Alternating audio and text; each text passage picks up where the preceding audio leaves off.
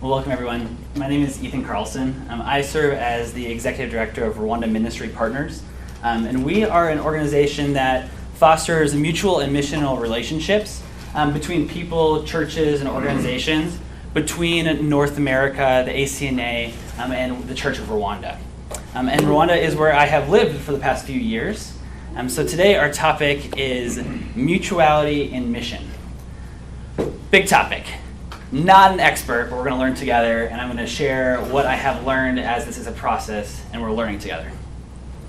So I want to begin by to ask you to imagine a church. So imagine a church in the suburbs, not far from a medium-sized American city. Imagine a second church, this one on top of one of Rwanda's 1,000 hills. And the two have partnered together for 10 years. In a parish-to-parish relationship, a sister church relationship. Throughout that time, the Rwandan pastors have come to the States to preach, they've come to visit, they've come to encourage each other. American clergy have visited Rwanda also to preach, to visit, to see what God is doing in the Church of Rwanda. And parishioners have traveled. They are slowly but surely learning about another culture. There have been some financial needs that have come up over the time, where in Rwanda, some churches were closed because of some building code restrictions, and those needs were met.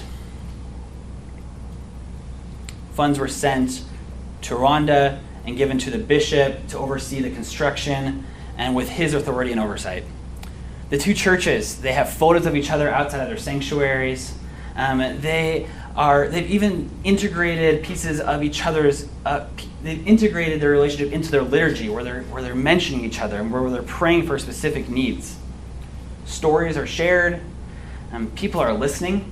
Local mission is impacted by the cross-cultural mission and the relationship. Doesn't this sound good? It does. Right? Yeah. Sure. I'm really thankful to say that all those examples are real pieces from different relationships that I've seen. But I've also seen things go wrong. So let's imagine the two churches again. This time, one of the Americans who visited, we'll call her Rachel. She traveled to Rwanda. She joyfully told everybody that it was a life-changing experience, and she especially connected with a young mom named Clementina. After Rachel returned home, her and Clementina continued to stay in contact through WhatsApp, through email. And in the coming months, Clementina would share some financial needs that were coming up for her. Rachel, the American, decided to send money for school fees first. Then she decided to send funds to be able to help buy a cow, then water tanks, then a car. It was done out of good intention, but problems did begin to arise. So I'm thinking, what might have been missed in these cross-cultural transactions that would cause problems? Well, perhaps Rachel hadn't been able to understand the communal nature of a village. Clementina now has more assets and more wealth than all of her neighbors. Maybe Clementina had already asked her bishop for assistance and he had a plan underway, and now what Rachel did circumvented the bishop. Or maybe the local pastor. Maybe he didn't even know about the transfer of funds, and he feels slighted or maybe frustrated that same amount of money could have actually helped 5 families. An understanding of church structure, the nature of hierarchy in Rwanda, and the communal dynamics of society, that all those things were completely missed. So after the purchase of the car, the big purchase, Clementina came back to Rachel again months later and asked her for a contribution to help with burial preparation for a relative that had passed away. And Rachel obviously felt bad, but she was also getting really frustrated at this point. She was kind of like, wait, does Clementina only see me as a bank account? As the verbal processor she is, she even decided to tell Clementina that like, hey, do you think I'm a bank account? From Clementina's perspective, the Rwandan, she was hurt and confused. From the beginning, when she was sharing these needs to Rachel, she never expected that Rachel was going to meet all the needs. She was, as was normal for her culture, sharing what the problem was, not giving a number at first, and simply hoping that people around her would all come together to be able to meet the need. So the fact that the American Rachel met all those needs, that was wonderful, and she was excited, but now at this point, why is she upset? Why would all that have happened and now she's upset and saying the money is cut off? So while all this is taking place with Rachel and Tim and their relationships, on the larger level, I haven't mentioned Tim yet. I'll talk about Tim now. Tim was another person in the church, and he had decided to come to Rwanda on a short-term trip with the church. And then after that, he was really excited, and he decided that he was going to move to Rwanda. He really felt God was calling him. He obtains a visa through the church. He makes the move, and then he begins his own social business enterprise. Unfortunately, the business is really more built on his own personality, and it's built on what he wants to do, and not so much about exactly what the church needs. Now, were there some benefits of it? Yes.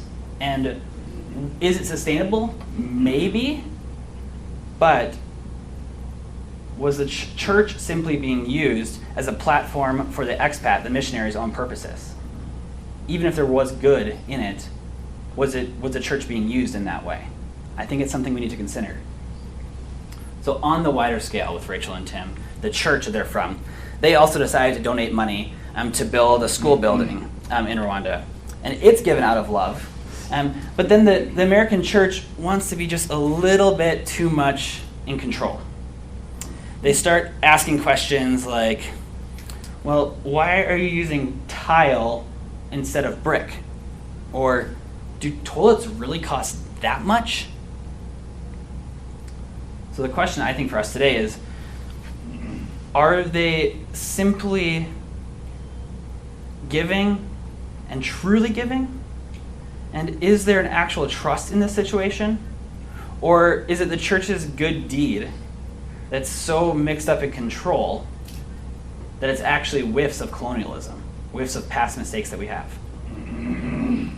My guess is that within this room, certainly in this conference, people could come up with so many more examples about what might go wrong. There are dozens of ways that a partnership can break down. Sometimes we simply misunderstand each other. Sometimes we use different labels or language. What is defined as a parish in Rwanda is not the same as a parish here in North America. Miscommunication, lack of cultural competencies, and implicit societal or even church-based patterns of behavior all thwart the possibility of a true mutual relationship. So today I want to offer 3 tools, 3 components that can help in cross-cultural relationships and mission together.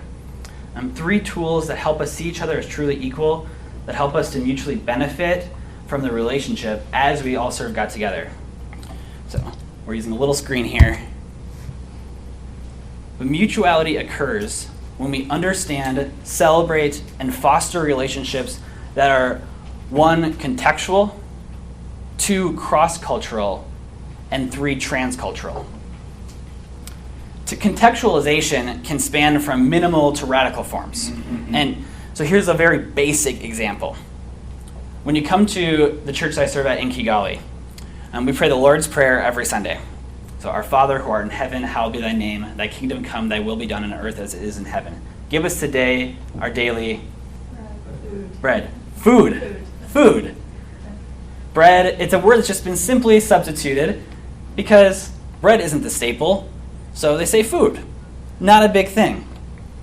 Now, on a deeper level, let's look at contextualization as if the reality of God as our Father, if that really connects with one culture, being adopted as sons and daughters, being in the family as Father, well, maybe in another culture, it's Jesus as brother. And Jesus as brother is really what connects and lands with that family. Another question could be said, could the great cloud of witnesses that we see in the scriptures, could that include people who did not believe in Christ but were ancestors of that people? I don't know. That could be a tricky question. Those are examples of contextualization. But today, my point is not to bring up contextualization to say that it's not happening and that we need to contextualize better as we're sharing the gospel between Rwanda and the US. No, we could all grow in that. But more so what I'm saying is that we need to highlight and identify, to understand and honor the contextualization that has already occurred in the places we serve. So especially in Rwanda and in many of the places people serve, where it's not an unreached church, it's not an unreached country, the church might be thriving and they have contextualized the gospel into their culture already. And so our job is to learn about that. It's not to change it. Rather, it's to understand and to be able to realize why is it that they do that. We need to celebrate others' contextualization and trust that God is working in our brothers and sisters' ministry. We don't try to change it. We try to understand why something is different. Why is the word worldwide substituted for Catholic in the Nicene Creed in Rwanda or various churches? Why is a beer more problematic than a single malt in Rwanda? Well, maybe it's because of what is affiliated with drunkenness more so. We need to learn these things, and we need to learn about each other's culture not for trivia's sake, not just so that we have fun things to share as little examples of what's different, but so we can understand and support one another, so that our role in the relationship is not to point out what is different, but instead to celebrate that and to learn. Learning is the key. So relationships become mutually beneficial, mutually honoring when they're contextual, but also when they're cross-cultural. Cross-culturalism, that can be defined in many ways. But today, what I want to focus on is the integration of cultural elements into our relationship, and also the way that we learn from each other. We have a meaningful cross-cultural relationship when we see the influence of each other in worship. Skip forward here.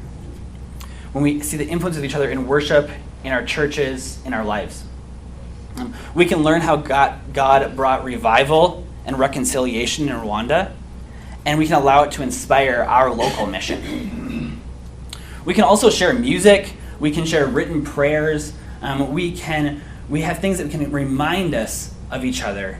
Now, what we don't do is we don't throw a song in Kinyarwanda into our service very lightly and just for fun and think that it's really cute. No, we do it intentionally, and we want to be wary of falling into cultural appropriation, wrongly taking on something that's not ours and stealing it. Instead, we use symbols and we use items, we use music to show us and point us to the unity of God's people and the diverse relationships He's given us. So we can share them, and we do it carefully and with permission and in respect, because we do believe that what we see, what we do, how we worship, that points us to God and points us to each other. So that's why we bring those things together. So a cross-cultural relationship can also be, or can have a prophetic edge, a way that we speak into each other's lives, that we can grow and learn from each other. I've seen Rwandans lovingly challenge Americans in a dualistic divide between the spiritual and physical realities. I've seen them to say, well, why do you care about the well-being of their soul but not their life?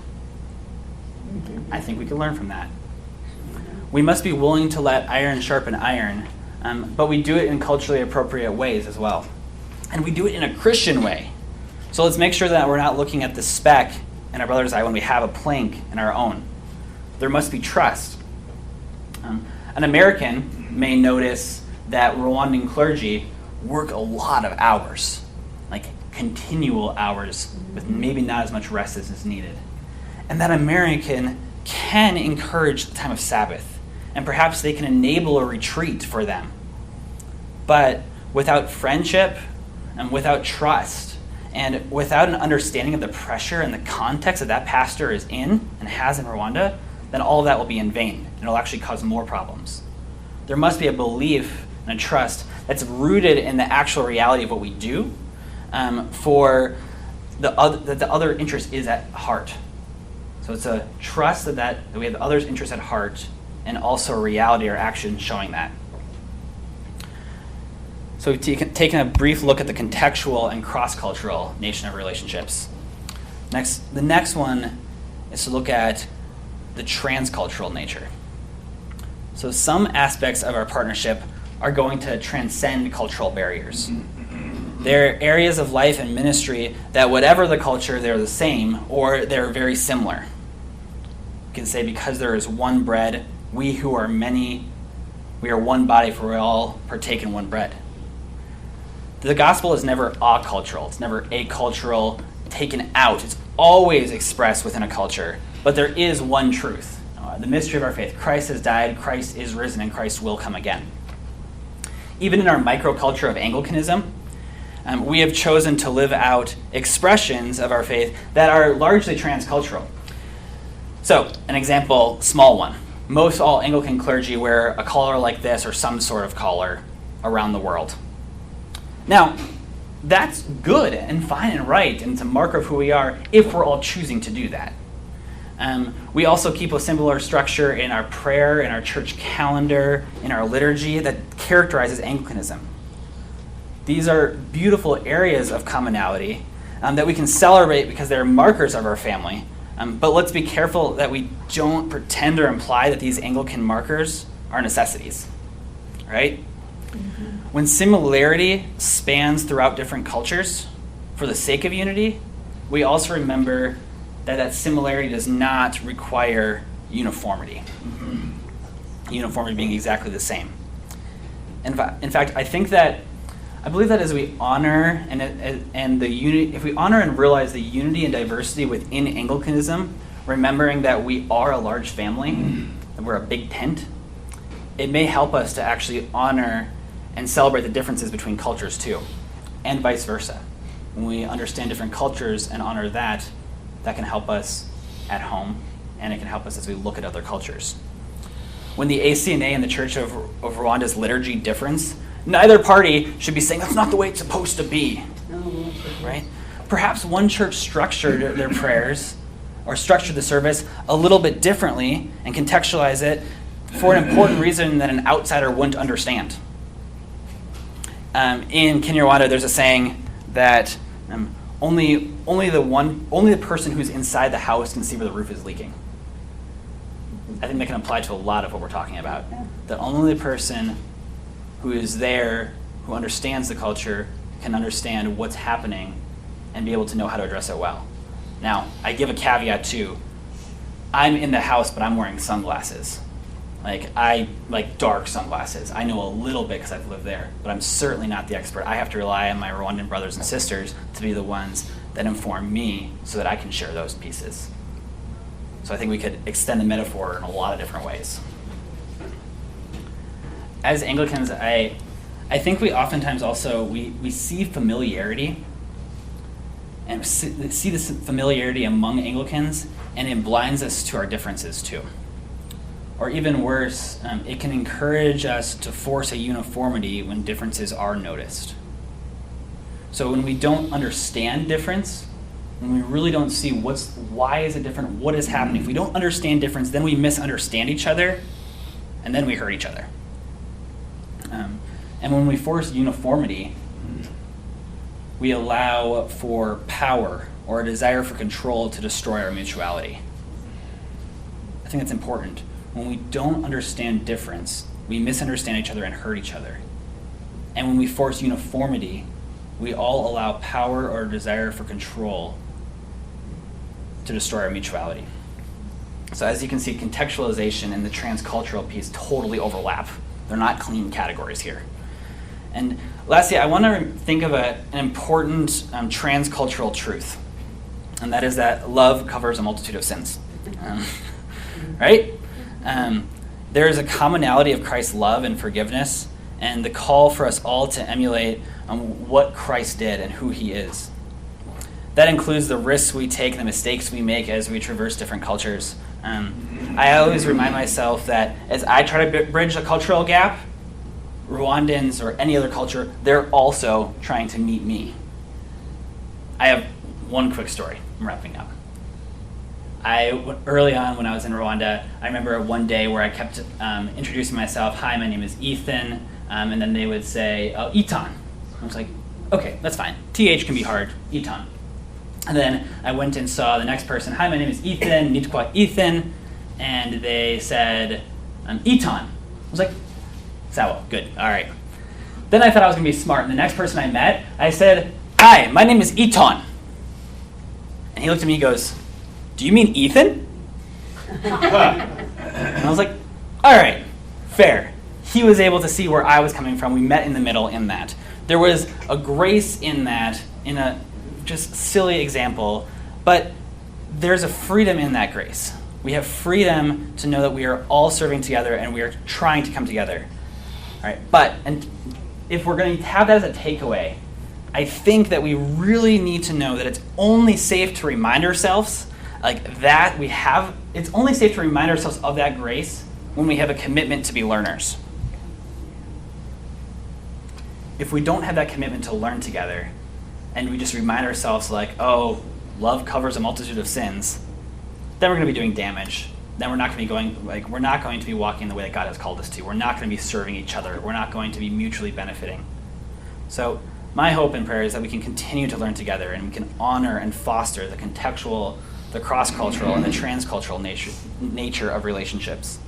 So let's seek understanding together so we can love and serve together well in mutual relationship. Thanks. I'd love to answer any questions that you have.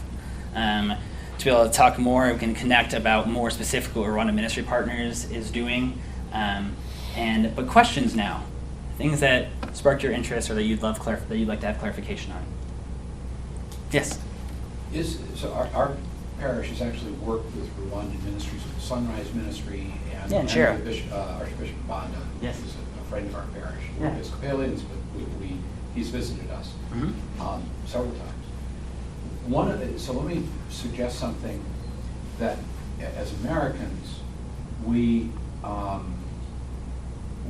can, even when we're intending otherwise, we approach learning from other cultures still from a position of assumed superiority. Yep. And just that's like a struggle to get, and that's a journey to get past. Does that make any sense? Yeah, I think you're absolutely right. I think that if we use the word learning tritely as I'm sure they have something to offer, kind of like Right. a child that will teach you something. Mm-hmm. I mean, children can teach us things, don't get me wrong.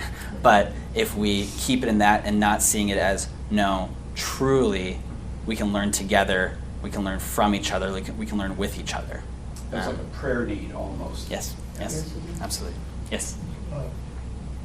When you mentioned the Sunrise School, Mhm. my wife and I actually are on the Buster's board. Oh, okay. And we're going to be in Pittsburgh this next Sunday because we've got a meeting there.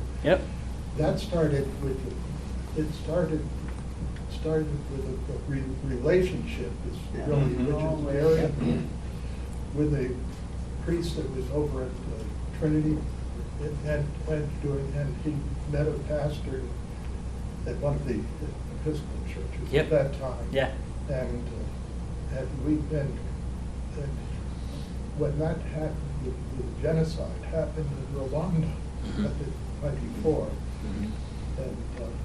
And actually we went, he was a priest and he was called back, went back to his nature. He was in Rwanda, went back there and was ordained and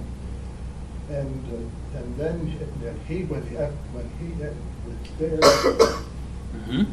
and he was up in the area of Sure. Shira diocese there.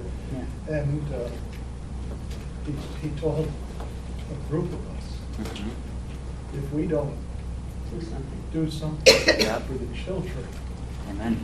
with education, we don't educate, they'll lose a whole generation. and so Sunrise was born. And the legacy of Sunrise is amazing. And then, knowing him, he told us how much he was going to need to build this. Now it's an orphanage. Yep. Yeah. And then we went about to raise that money, and we continue to do it to support the children. Yeah. That's wonderful. And But God has used. But it's the relationship. Yes. Which is really. And those relationships, there's a legacy there that you, more than you even know, and the fact that I am in my role in Rwanda because I went with Jay Greener to Sunrise and to go and continue. Yes, exactly. And so I was brought there, and then it was Archbishop Mbanda who came down to Kigali and said, Rwanda Ministry Partners, we're going to use that as our main mechanism for a relationship throughout the country and supporting other organizations that are already doing well. So the roads cross in so many ways. And the Archbishop's assistant, who I work with closely, she is a Sunrise graduate. And our son, our Rwandan son, since we've known since 1994, is coming to the board meeting next weekend with us awesome. in Pittsburgh because he's coming over. It's so good. But We've known him since don't you think that the relationship with the Lord Jesus Christ is deeper and deeper, then it's easier to move into a relationship with the love that we need to be able to have a cross-cultural relationship. Yeah, I like that. I think that you're absolutely right that it's our love of Christ that brings us together. But what I view it as, and I think that it's not that we save up this bank of loving Jesus to then go and expend it on other people. That's not what you're saying. No. Instead, what it is we serve others, and as we're doing that, we're coming closer to Christ as well. And when we walk together, we're coming into that. It's not that we do one and focus on focus on the verticals that we can do the horizontal. No. They have to be brought together. But you're absolutely right. Yeah. Any other questions? So Yes. are you part of a program just with one church in each country? Or is this like an organization that has a lot of partners like that? Yeah, great question. So Rwanda Ministry Partners was Insane. Rwanda Ministry Partners was birthed out of the time when the Peri-USA churches were, and I know everyone has various different understanding of that, but as Peri-USA released the churches, the Anglican Church of Rwanda released all the churches into the ACNA fully. And so when those churches were released into ACNA, they said, well, how can we find the right mechanism, the right ministry and organizations based on a relationship that can help connect and to keep and foster those relationships in a strong way? And then also, how can we grow those relationships with churches that may have never been affiliated with Rwanda? So that's what Rwanda Ministry Partners came out of, and now we're working with different organizations and also many churches that have sister relationships in various dioceses, everywhere from small Anglo-Catholic churches to very large evangelical churches in new dioceses, and obviously a lot of the in between. So where is your church's partner? Which church is that? So I have a couple different roles. I serve as part of Rwanda Ministry Partners directing that, and I work in the provincial office in Rwanda where I'm working to connect churches in all different dioceses. So I don't have, in that role, it's not a one church and another. I also then pastor at the cathedral there, which has different partnerships, but those are connected but separate. So Rwanda Ministry Partners is working and inviting any church that wants to have a relationship in Rwanda to be able to either foster what's already happened so we can share what's going on, so we all know when people are coming to Rwanda, we all know what's going on, we can share that information, encourage each other, and also if it's a new thing, to say, well, let's do it together and let's make this happen. For instance, our church, just in the last couple of years, started a partnership through something like, let's just call it Rwanda Ministry Partners. Yeah. And your church is? Trinity Anglican in Thomasville, Georgia, near Tallahassee. And so they partnered us with a parish in Rwanda. And so they're our sister parish now, and we have a relationship back and forth. We communicate back and forth. We go visit once a year. That's just the way we do it. Exactly. And their church was in the good examples, not the bad ones I gave. Yes, question. Thanks, Becky. Rwanda was supposedly the most Christianized country in 1994, but obviously it wasn't. What's happened since then? Sin. to heal those. Yeah, so I think the question was what's happened since that point? Yeah. And a lot. When I talk about the story of reconciliation with the work of the church, the work that's happened throughout the government, the work of the Holy Spirit primarily, there has been incredible reconciliation. And to say that at this point now, Rwanda is the safest country on the continent, and that's not an exaggeration. And the cleanest. And the cleanest, Yeah. too. So there has been a true coming together in that. There has been so much that has happened where we've seen God at work in the church. Right now the church is growing. We are in an amazing area. So when people think of Rwanda and they think of 1994, well, that is part of their story, and we can't not think of that. But yet, we need to look at like what has happened in the church and how has God been working through relationships, through the church there, and there's so much more that can happen too. It reminds me of the pictures we saw in the plenary of the fires in the Amazon, and then the people replanting, and what was growing was all fresh and green and new and clean and organized. And Yeah. what I've observed, I mean, for all practical purposes, like they've eliminated racism in their country. Yeah. That's for practical. In any part of the purposes. world, I'm not speaking about Rwanda Yeah. specifically, I would say that that's a journey for everyone in every way, in different levels and in explicit and implicit. But when it comes to Rwanda having all people being Rwandans, there is no Hutu and there is no Tutsi, they are all Rwandans. That is the truth. Just for informational purposes, there's a very good book about this, about the genocide and the aftermath. And it's a very revealing book because the genocide actually started before 1994. It's called Bishop of Rwanda, and it's by Bishop John, probably Ruchahana. Ruchahana. Yep. And it's